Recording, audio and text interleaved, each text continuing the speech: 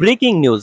আজ জুলাই গণঅভ্যুত্থানের ঐতিহাসিক দিনে পে স্কেল বেতন তালিকা প্রকাশ করলো অর্থ মন্ত্রণালয়ের ওয়েবসাইটে। নবম পে স্কেলের আজকের গুরুত্বপূর্ণ নিউজটি শেষ পর্যন্ত দেখুন এবং শুরুতেই এই চ্যানেলটি সাবস্ক্রাইব করে রাখুন নবম পে স্কেলের সকল নিউজ সবার আগে পেতে।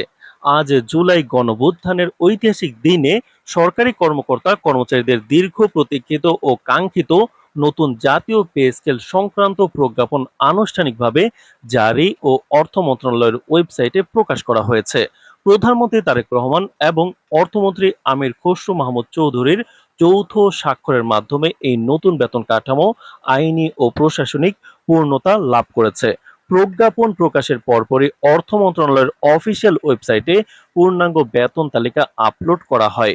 সরকারের পক্ষ থেকে জানানো হয়েছে, আজ অর্থ মন্ত্রণালয় কর্তৃক প্রজ্ঞাপন জারি করা হলেও আগামী ৫ আগস্ট এটি সরকারি গেজেট আকারে আনুষ্ঠানিকভাবে প্রকাশিত হবে।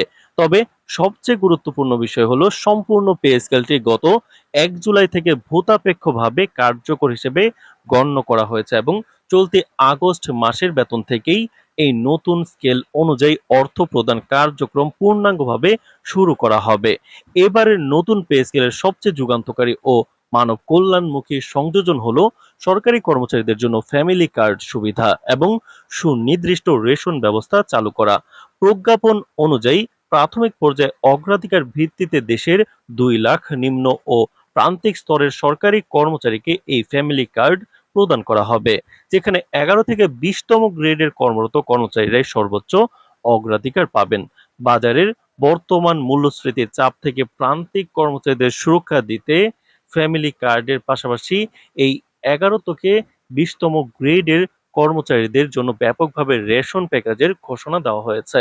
তো দর্শক, ভিডিওটির এই মুহূর্ত পর্যন্ত যারা দেখছেন চ্যানেলটি সাবস্ক্রাইব করে রাখেন নবম পে স্কেলের সকল নিউজ সবার আগে পেতে। সরকার নির্ধারিত এই রেশন সুবিধার আওতায় প্রতি মাসে প্রতিটি সুবিধাভোগী পরিবার ৫০ কেজি চাল, ১৫ কেজি আটা, ১০ লিটার সয়াবিন তেল, ৪ কেজি ডাল, ২ কেজি চিনি এবং ৪টি সাবান সরকারি সহায়তায় পাবেন, যা নিম্ন আয়ের কর্মচারীদের পারিবারিক বাজেটে বড় ধরনের অর্থনৈতিক স্বস্তি এনে দেবে। আজকের প্রকাশিত প্রজ্ঞাপনে বেতন ও ভাতার বৃদ্ধির ক্ষেত্রে বৈষম্য দূর করে চরম ন্যায় বিচার নিশ্চিত করা হয়েছে।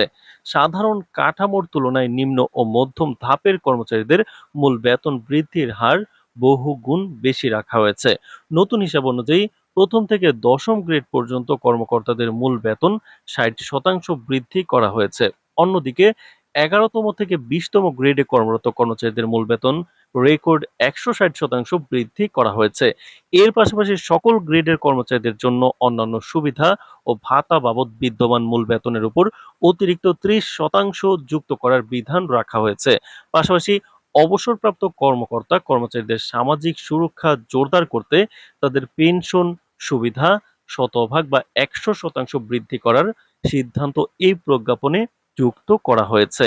নতুন প্রজ্ঞাপন অনুযায়ী প্রথম থেকে ২০তম গ্রেড পর্যন্ত একটি সুবিন্যস্ত বেতন তালিকা নির্ধারণ করেছে অর্থ মন্ত্রণালয় প্রকাশিত, যেখানে সর্বনিম্ন মূল বেতন ২১,০০০ টাকা এবং সর্বোচ্চ ১,৩৬,০০০ টাকা।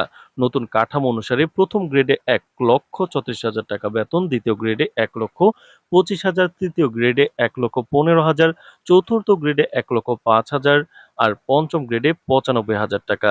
৬ নম্বর গ্রেডে ৮৫,০০০ টাকা, ৭ নম্বর গ্রেডে ৭৫,০০০ টাকা, ৮ নম্বর গ্রেডে কিন্তু ৬৮,০০০ টাকা, নবম গ্রেডে ৬০,০০০ এবং দশম গ্রেডে ৫২,০০০ টাকা করা হয়েছে। তো দর্শক, ভিডিওটির এই মুহূর্ত পর্যন্ত যারা দেখছেন চ্যানেলটি সাবস্ক্রাইব করে রাখুন নবম পে স্কেলের সকল নিউজ সবার আগে পেতে।